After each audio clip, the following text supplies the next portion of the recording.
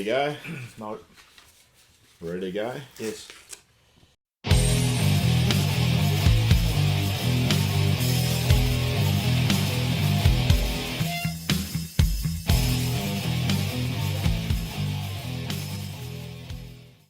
Welcome to the Collingwood Rant. I'm Sly. And it's over. It's done. We've fucked it. The dream's over? The dream's done. The dream's done. It lasted a couple of months this time. Yeah, it was good. It was a good summer while it lasted. One summer never ends. No. First game of the year. Sorry, actually not the first game of the year. First zero game. Yeah. Do you know in our history as a club we've never won a round zero game ever? We can't win something that doesn't exist. Mm. Let me ask you something going into this fucking game. Do you think it's an issue being the reigning premier and being scheduled to play interstate in your opening game? It's a strange one. There was, the other games were all, wasn't it, 2 in each state or something? Yeah. So, I don't know. Who fucking knows what the AFL's up to at the best of times? But you'd think that the reigning premier should probably open the season Why would they do that? at their home game With to the grand unfurl the flag. With the grand final replay game? Well, that's... Oh, no, we've tried that. They used to do that, though, remember? That was the... Yeah, that one's always in and out. In It's the for a couple of years. No, but in the 80s, that was consistent. That was like whoever played in the grand final the previous year opened the fixture. Yep. I mean, you look at, like, actually... You can't tell me there's not fucking... I can tell you. You can't. That there isn't theatre involved. Because we play GWS, which is the prelim replay. Grundy... Sydney plays Melbourne, so Grundy... And who's playing Sydney this week? We are. So we get our old, ruckman and... It's about showmanship. It's not about playing games against clubs anymore.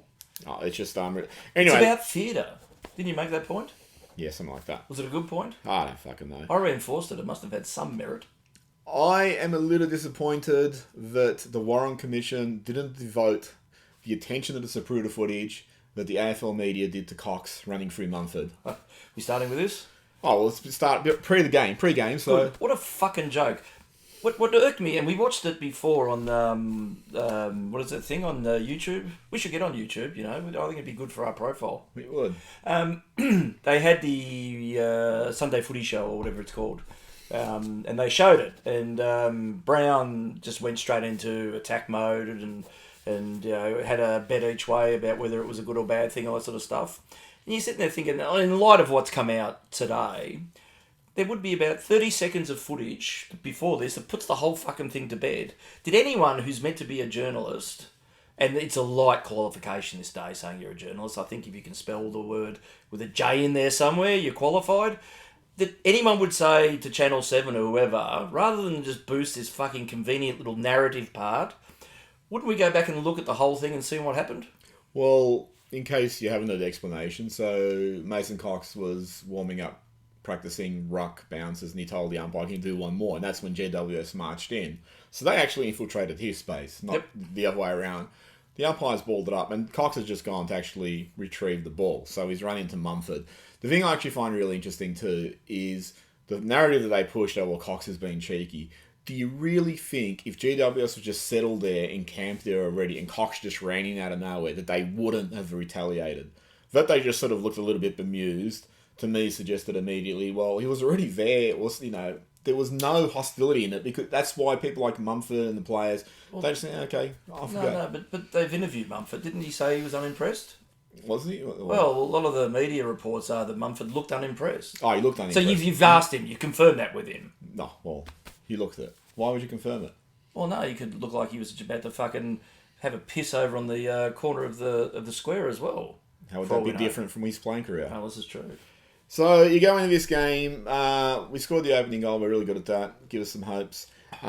Vastly inaccurate in the first quarter. 3-6 to 5-2. Vastly inaccurate throughout the whole fucking game. Yeah, but immediately. I mean, it's one of these things too. Like, I think sometimes the game unfolds contingent on the context. So we kick 3-6. If we kicked 6-3, for example, you're in front of them at quarter time. You sort of get up. You start. You're hitting the ground running and all that. And it might unfold a little bit differently. You made a really interesting point that... That's a first. You're right. Maybe it was someone else who said it. That it looked like we were pretty cramped. Yeah, I think it stood out to me immediately. And there was one of the side angle shots that there was a new boundary line had been run out, and it was a fair distance away from the fence. And it looked like they were kicking. When they were kicking, it looked like they were mischiming their kicks because they tended to be sailing over the tops a lot. Now, I don't think you have an aerial view on there and you could gauge it based on a normal sized ground, but it did look like on the TV to me in the first quarter that it had been shortened. And I think we've had... It's almost like they did shorten and narrow the ground to make it look like the SCG. And to sort of cramp up Collingwood's run and make it a lot more congested. It's a conspiracy theory, but we did hear a report from someone else that he or she or they or them or whatever the fuck it is had confirmation that it had been shortened by and narrowed, and narrowed by 2 metres back and 10 metres wide. I wonder if the club had actually been notified that was happening. Yeah, or chase that up and confirm. Not that it's going to change the result or anything like that. It could have. But if you're changing the dimensions of a ground to suit because you know we struggle on that small SCG ground, it's up there with ball tampering. I 100% agree. Just actually went a little bit further, go a little bit back. What's GWS's president name? Eisenhower? Matthews? Who knows? And he took a barb shot at Collingwood, and then you get their social media guy who was fucking celebrated on Channel 7 like he discovered the atom or something, about how much fun he made it. And he released that, travel tips for Collingwood, replete with punctuation errors and spelling errors. Well done, mate. I wish I could have responded, but someone told me not to post what I spent an hour doing. You know how fucking precious people on Twitter are? X, whatever. Yeah. So, GWS put a lot of theatre around it. It feels like this is meant to be some fucking hostile rivalry, possibly because of the prelim. And it does seem like they set themselves to really fucking hit the ground running hard. Well, the game was a sellout, Sly. It worked. Well, I could tell it was a sellout by the amount of empty seats there was in the footage. Well, I was handing out the orange vest. I think it was just to disguise the fact there's probably a lot of construction people there too, and they just wanted to disguise the fact that there were construction people there. Yeah, Mumford was there. Which one's he? The Indian? There's nothing racial about that. It's a term of reference. Yeah, to the American Indian. Let's get back to the actual game. The Milwaukeeans. So inaccuracy in the second quarter, they kicked 5-3 to out 3-4. Yep. The concern I had right now, like in this first half, was outside of Nick Dacos and still side bottom, I thought everyone else's shit. Cox is getting a lot of shit for having the kickless first half. Scott Pendlebury wasn't that far behind him. Yeah, you wonder how much he was carrying something though, because he had that. There was that footage of him with the big knee brace on earlier on in the week. No, okay. So I think it was hamstring tightness or something. Do you go out and chase media down? No, I do. I see what I do is look at one picture and then I interpret it in a bunch of different stories. Yeah. Because I can spell journalist with a Y. I'm not just not criticising those two, but I'm not highlighting just those two because... Well, you were criticising him earlier. Pretty much everyone outside of, I felt, Dacos and Sidebottom was shit. Those two were exceptionally productive. I thought Josh was pretty good too. In terms of that. I'm actually surprised. Like at the end of the game, because I thought Nick's influence sort of got dampened, but he had 34 disposals. He had 16 hardball gets. Yeah. And X reliably informs all the geniuses on X, usually opposition supporters. No, not usually. All the time opposition supporters. Yeah, they're fucking morons. They kept telling me, Nick... I think they're aspiring to be fucking morons. Nick only gets soft disposals. He only gets the 1-2 to win a kick out and all that. He inflates his disposals. I mean, I don't think he did a kick out, did he? No. But then you get other guys... I thought Cameron was... I actually was surprised that Cameron started in the ruck. I thought after last year you'd start with Cox and you'd make Cameron play up forward. Let me throw a fucking dilemma at you, named Ash Johnson. Oh, Jesus. I mean, there's bad and it was that game. Look, I mean, not that I'm covering for him because I think he was generally poor in every aspect of the game. Running, leading, chasing, marking, the whole lot.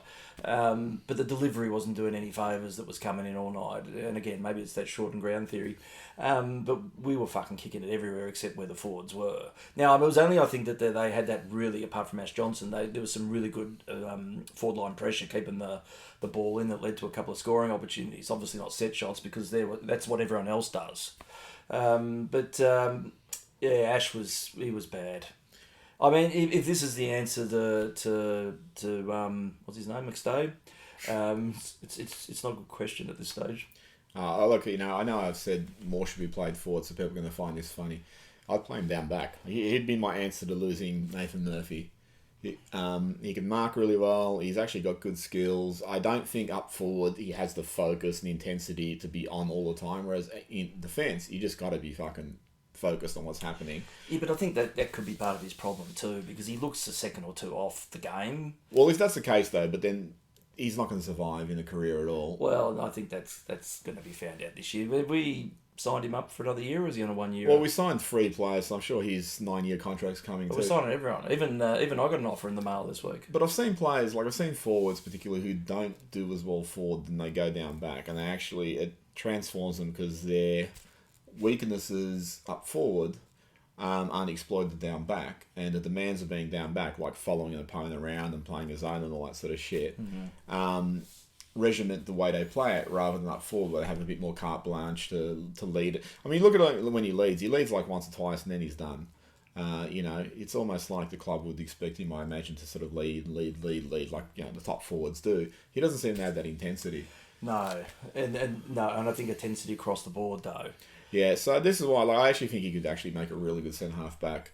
Lockie Schultz, new recruit. He was there. Yeah.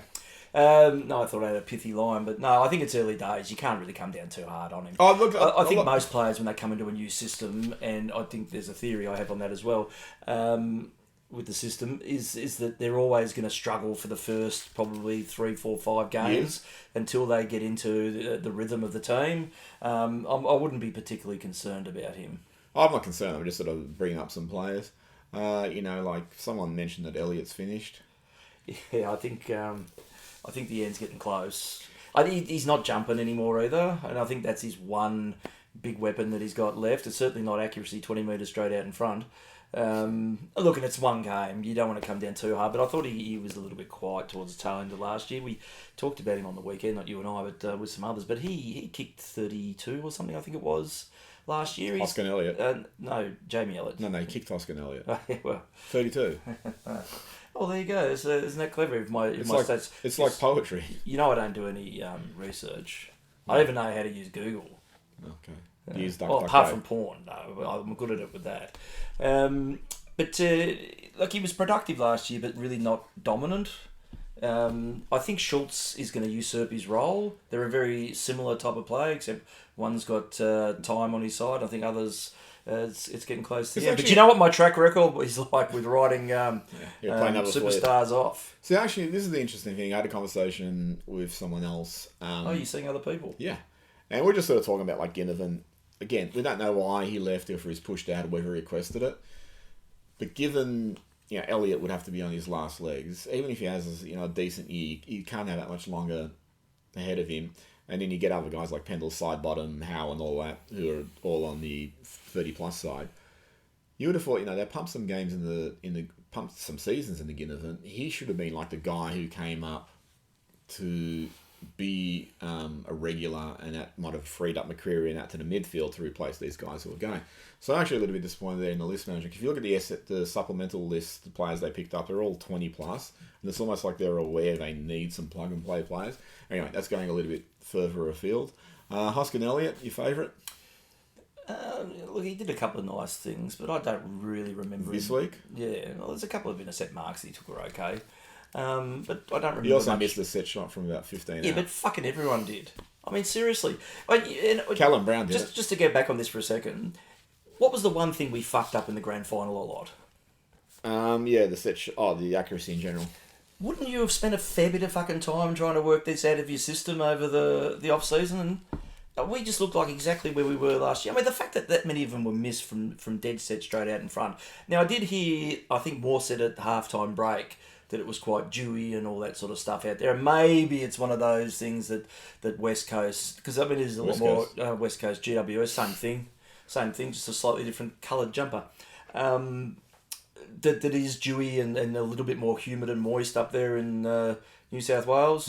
Moist. Yeah, the ground, the night, the night was.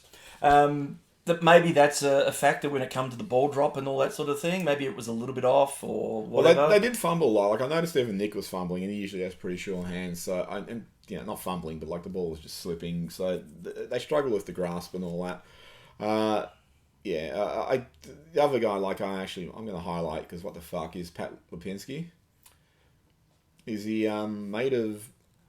We've signed him up for 3 years. Yeah, I know. He's going to be a superstar. Oh, no, look, he obviously had issues last year with his shoulder, and that didn't make him as physical as you would want him. But geez, there was a few times I watched him, and he just sort of pulled up short in contests where he knew he was going to take a hit. Now, maybe the shoulder's still an issue. Now, if it is still an issue, I wouldn't be fucking playing him, because you know what? There's sometimes contests where he pulls up short. And that was, like, diabolical. I mean, there's times... Every player's got their own skill set, but every now and again, there is just a player, whoever it is, needs to go. And it might mean they're going to get their head caved in or whatever, but they need to go because the ball needs to be won or contested or whatever. And there were just times like where Lipinski just pulled up short. Now, I'm sure he'll play a good game in about 6 weeks, and then there'll be... I told you. Yes, good. yeah. And I'm going to fucking say this because this is the year I'm going hill.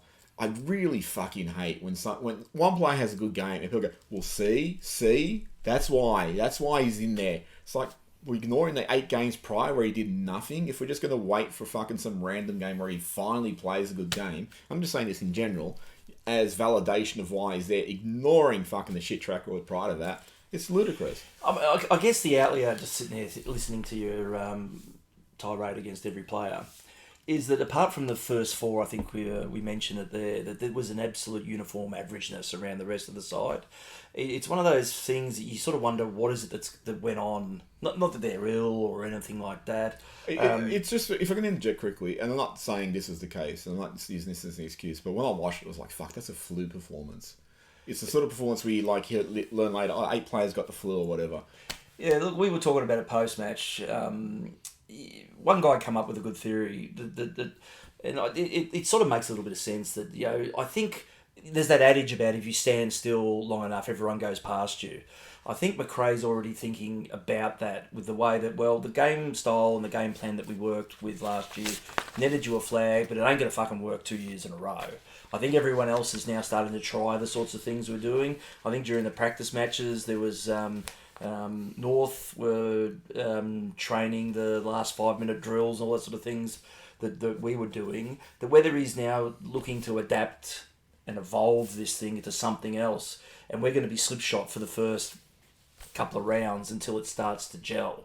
And maybe that's what's sort of going on a little bit coming into this game. Well, not coming into this game, but during the game, is everything felt like it was disconnected when you're watching it. Yeah. None of that free flow was happening.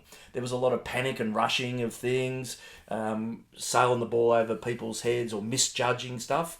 It was like everything was universally off. Yeah, it's like everything was just off like once. And this is why sometimes you look at this and like I bring up the Lipinski thing because I just think sometimes when it's not quite working, you just sort of need that one person to do something and it just starts to sort of synergize and players start going, oh, that's it, that's the brand and all that sort of stuff. And you're right, like they're all universally average. I thought probably the worst, and I think McRae must have felt similar, was Tom Mitchell, who looked like he fucking couldn't run. Every time I saw him chasing someone, it was like he was the $6 million man in slow motion, but everyone else around him was the music. Every time he got in position, it was do do do do. Oh, it was just he looked like he was really, really struggling. Yeah, okay, it's opening round 0, whatever the fuck. Ground 0. Yeah, but that was really something where I just sort of thought, fuck, and at his age, 30 plus or whatever, it doesn't take a lot to suddenly fall behind the pack. Yeah. I think there was also that you look, and again, I think the conditions in your first game was a bit of a factor, but we fell off a bit of a cliff in the third quarter, and we got back into the game into the fourth.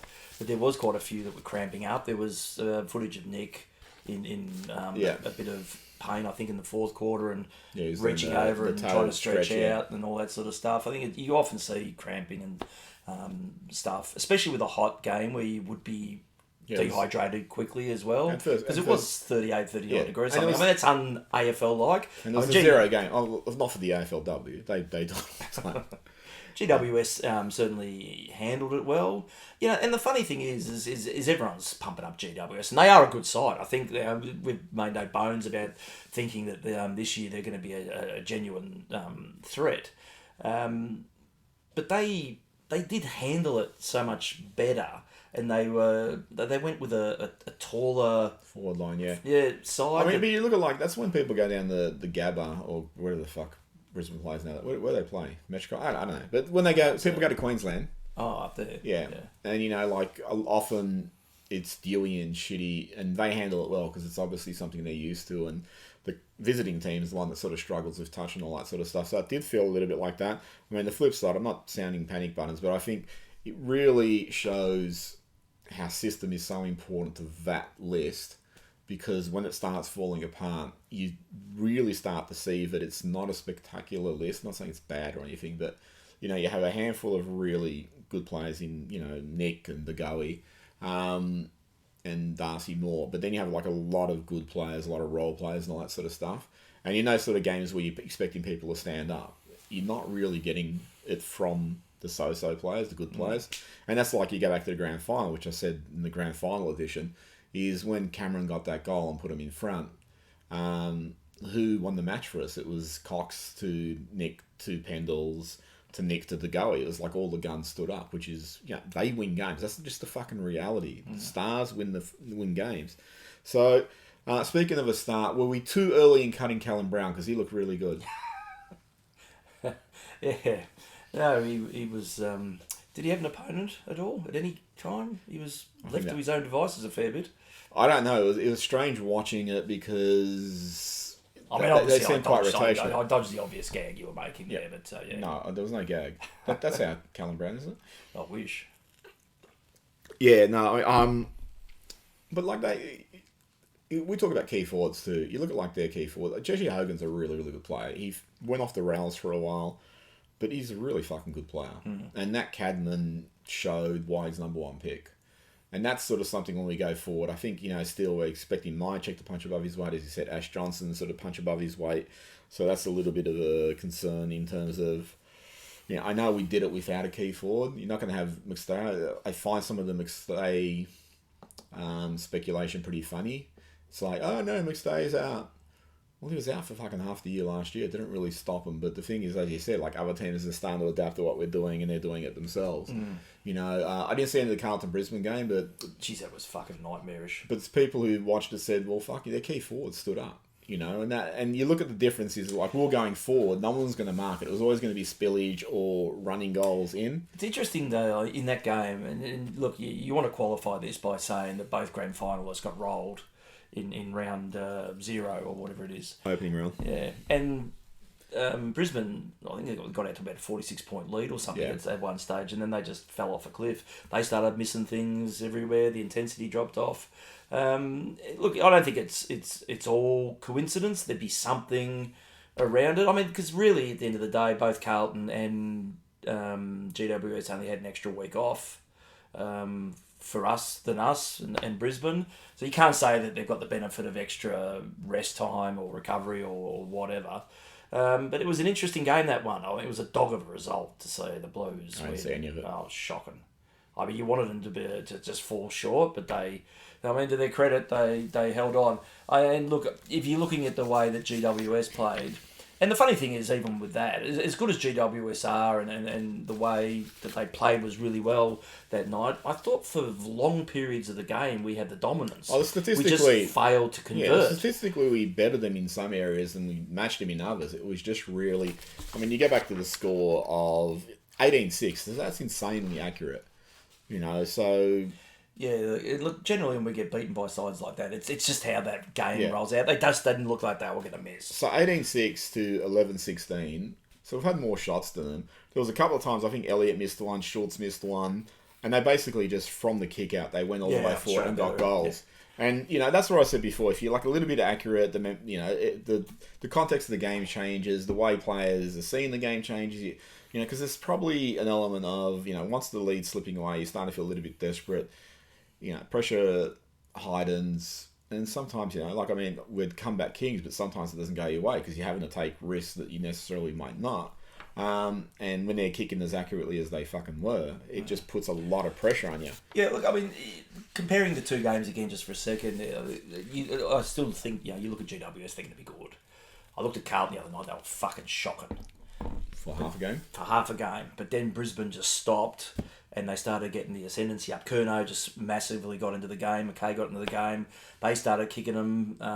Then the game momentum completely turned and Brisbane just couldn't shift it. But it wasn't really a dominant performance by Carlton. By rights, they should have probably lost by 10 or 11 goals. But yeah, it's interesting. I mean, you can never. There's always strange games in the opening round. Even round zero, it's historically it's always had some funny results. I mean, they're so strange the results you can't really recall them.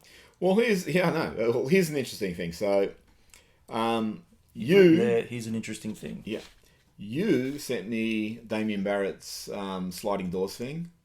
About like if that advantage had that, yeah. And Brisbane would have won. I don't know how he says that to say definitively because you don't know what the fuck would have happened. But he says Brisbane would have won. Stephen May said Melbourne should have smoked us.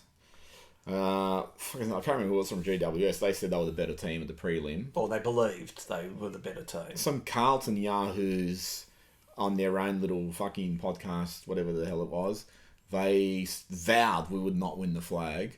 We're the worst grand finalist premier ever because there's always people telling us how bad we are, that we're not up to it. That if they were in there, they would have they would have won. I mean, obviously, that sort of overlooks the necessity that's required to win a grand final, which actually fucking being there, not just saying if we were there. Look, I think it's one thing for opposition supporters to go rah-rah and say, "Well, gee, I don't hate Collingwood anymore." But once you actually obtain that premiership, it changes the dynamic, and we're going back to being hated again, which is fine by me. Well, it's interesting. Callum Sinclair, Callum Sinclair, who's he? He's one of the Callums. Fuck, I don't know. Didn't he play for someone? Didn't he play for like Fremantle or something? I don't know. Good. Anyway, he said that like Collingwood was beaten by a hungrier team. I mean, it's one game into the season. So I actually put his little meme up on our social media accounts, just asking, is this true or false? What were people's responses? From the Gunja. Definitely looks to be true from that round. Hopefully they just keep themselves hungry. Jordan. GWS were definitely the more hungrier team after last year's finals. They wanted to make a point and they did. I think Collingwood made the points. Joe Steppo, beaten by a team that kicks straighter. No team goes out not trying and one team is morals to lose. Don't know where hungrier fits in. E-Wing fighter pilot. Oh, what's his job? He used to be on... Did you say B-Wing? E-Wing. E-Wing. Which Star Wars movie wasn't that in? I don't know. But, he used to be on X and then he disappeared for a while. And then somehow he returned. Don't think I've seen a bigger overreaction from one game, so he's actually right. Sweet Potato Rob. Didn't realise season only goes for one round. I bet Carlton wishes it did.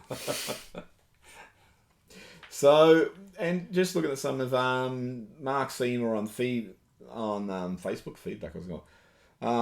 Did he sing Holy Grail before he wrote this? I think he did. It looks like him too. Won't hurt to take Hollywood out of Collingwood in game one. Early days, it's hardly panic stations, but this is what the media tells them, we should panic. So you can sort of get this mixture of reactions. I mean, it shouldn't surprise us because we just fucking ripped on the media for about 5 minutes. But going into this game, we weren't even favourites. We weren't expected to win. The money was against us. I think, again, GWS were a good side. I think playing at home, we haven't won up there the last 3 times we've been. Mind you, we're pretty fucking shit through some of them. But they were favourites, and the favourites won. Why is it a shock to people? Well, I think the thing is, I mean, if you want to take a positive out of it, the way I was thinking after the game is that at least you got a slap in the face that being premiers doesn't mean you just turn up. You're going to have to work hard, and you're going to have to work harder than you did last year. Because there will be hungrier sides coming for you now. That's what going from being the hunter to the hunted means. Well, that's probably they should watch Rocky 3 again. That's it. Have you got the eye of the tiger? I don't know. I think I would have thought Adam Muzo has that. Got the eye of the camel these days. Yeah, I mean, I actually find it interesting because, I mean, GWS technically finished, third last year? Third, fourth? And they've beaten us, and, like, people are like, oh, fuck, that's amazing. That would never have happened. We never saw that coming, as you said, they were the favourites. No team's ever lost a game and ever come back from that. No, well, the media will talk. I mean, like, well, we'll jump ahead for a second, but if we lose this Friday against Sydney, they'll drum out that ridiculous stat about no teams ever fucking won a flag from losing the first 2 games, because that just invalidates the remaining 25 or whatever, how long a season is this year. You couldn't possibly make up that two-game loss and be competitive again. Well, it'll be interesting, though, because I mean, we're playing St Kilda, then Brisbane over there. So they sort of do have like a really hard little run in. Anyway, we'll look at that later. Any final thoughts about this game? No, look, I think I wasn't particularly surprised we lost. I think I did say in this last week that I thought we might struggle for a couple of rounds. Joke's on you and here last week. Yeah, and you know what my track record like is with predictions. They don't call me Nostradamus for nothing. Well, I told you my favourite hottie joke. Yeah. No, so I wasn't overly surprised. I wasn't upset or anything like that. I didn't. I only smashed one window, so it's an improvement on things. No, look, I mean, I think when you look objectively at the game, it was just too many passengers. We were poor across the board. We had a couple of guys that stood up. No one stood out. Nick wasn't his usual prolific self. Everything 34 still. I mean, you don't. No, look, he was good, but he wasn't damaging. Yeah, You know, he still pulled off some beautiful passing and the usual Nick things. But I think without that support act around you, it's always going to be a struggle. Yeah. You can't just rely on one or two. When the rest just aren't there as well, even going up and down, they were just flat. And the result sort of spoke just on being flat. You think it would have been better if they played McInnes and McRae rather than Noble and Mitchell? Hindsight will tell you yes. But I was extremely surprised McRae wasn't picked. He's had an incredibly productive off-season by all accounts. They've signed him up again for another year. I think he did have another year to go. They're keen on keeping him. They're keen on getting him into the midfield, except on game day, it seems. Yeah, I remember McRae said last year that, there was some VFL game, you watch McRae smash Red, he just said, yeah, you're way above this level. I think that was the final game against Essendon. But in terms of, you look at when Noble came on, not saying, Noble's brilliant, but you could see he had a bit more intensity, it felt, than others. Now, maybe that was because he came on and a bit of the run had gone out of the game. But in terms of, seeing that, I was thinking, maybe you do need just a couple of younger players in here who are just going to give you a bit of that impetus. Yeah. I did think Noble should have come in way earlier, just to give some of that run-off half-back. Look, I don't know, whether, again, Noble, if he makes it through the year, he's going to be unlucky come finals times, because I think he does get exposed a little bit. However, he's a massive contributor through that home and away season to get. I was actually surprised when and contributes to a number of wins. Well, I thought when he came on, it has to be one of the tools. It has to be Cox, Cameron, or Johnson that goes off. And they took Mitchell off, which I actually found surprising. I thought you should probably go a little bit shorter and get a bit more run in rather than stay with the tools who are not impacting at all. So anyway, but hindsight. Yeah, but for all we know, Mitchell was struggling with tightness or cramping too much or whatever, and they just ruled in the favour of caution. I don't know. Oh, who knows? It's a long season to go yet. Playing Sydney this week at the home of football, MCG. Do you think they'll shorten the ground? Oh, we should. That'll actually extend the ground. I think to shorten the MCG to suit Sydney, you just cut it in half. You just take over one of the Little League sections in the middle. Yeah, that would work. It'll work for Sydney. What do you thought? I mean, Sydney had a good win against Melbourne. Sydney's always sort of up there, thereabouts, without ever really... I mean, even in their grand final years, they've never really looked like a power side. They've been good, but it's never felt like they've been crushing opponents where you're going, holy shit, it's Sydney. Yeah, look, I tipped this week. I tipped Melbourne to beat them, simply because I thought it was a two-way thing, really. I thought if Melbourne are serious about all the crap that's happened off field, they'll come out and want to atone on the field. Well, I got that one completely fucking wrong. However, that game, I didn't see it, but the scoreline was 34-35 at three-quarter time. Clearly, it was a low, productive, average slog. I saw about 7 minutes, which was enough to hear James Brayshaw be a fuckwit. And 7 minutes. How many times did he pull it off?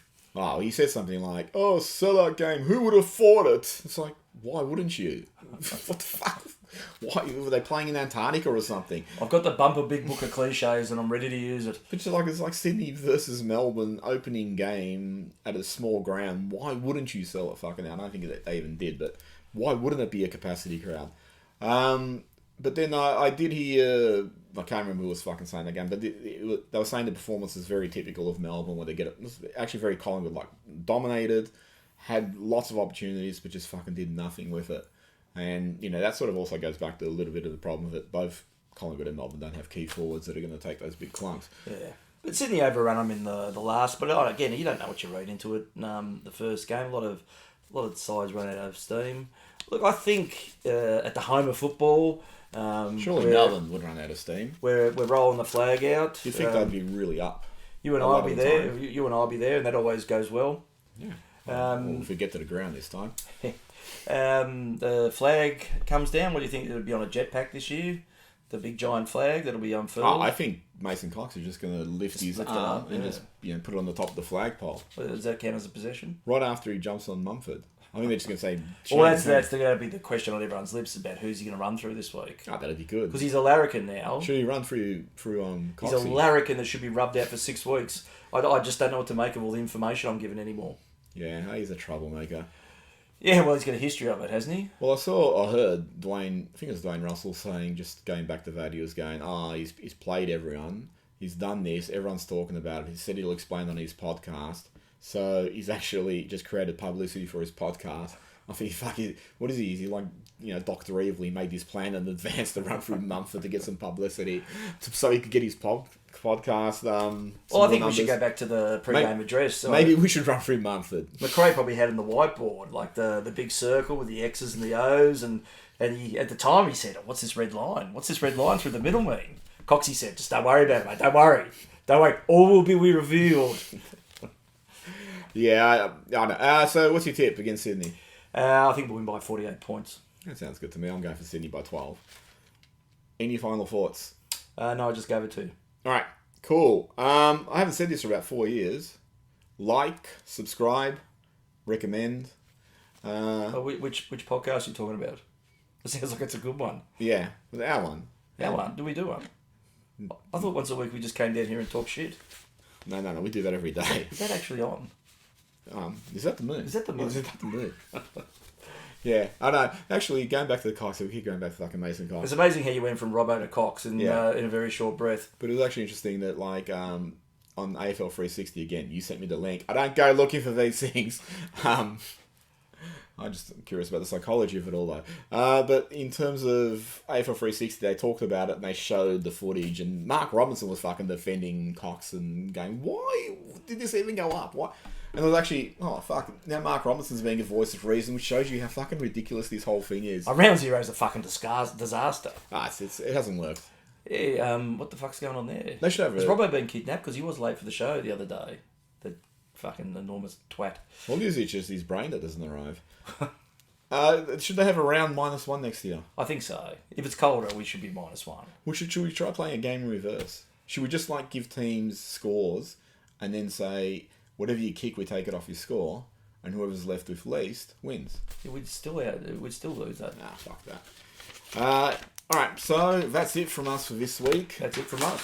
And we'll be back, when will we be back? Next week? If you hit the phone, we're going to win the flag this year. I actually think, too, we might do some lives from the game. Oh, that could be dangerous. Or the bar. Yeah, close enough. I'll take that. Anyway, later. See ya.